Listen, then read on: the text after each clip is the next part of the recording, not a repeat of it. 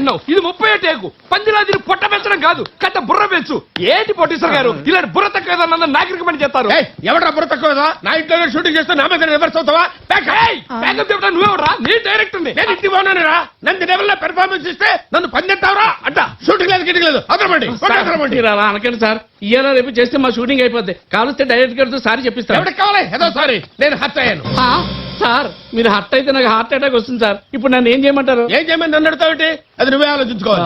పోనీ 10,000 తీసుకోండి సార్. ఏంటంటే అడిగి డైరెక్ట్ గారు మీరు ఊరుకోండి సార్. మీరు సార్ చూసుకోండి, నేను మాట్లాడుతున్నాను కదా. ఇస్తే సర్దుకోవడానికి ఇది నిన్నట్లాంటి చిన్న ఇన్సిడెంట్ అనుకున్నావా? వాడు నన్ను పంది అన్నాడయా. సార్ ఇది చాలా అన్యాయం సార్. రోజుకో వంక చెప్పి ఎక్స్ట్రా డబ్బులు దొబ్బేస్తున్నారు. మేము షూటింగ్ వచ్చిన కొత్తలో మీరు పావురులా ఉన్నారు, ఇప్పుడేమో పావులాగా అయిపోయింది. పావుకి అంటే మళ్ళీ హర్ట్ అవుతాను. అయిపోయి మళ్ళీనా? సారీ సార్, 25,000 తీసుకోండి సార్.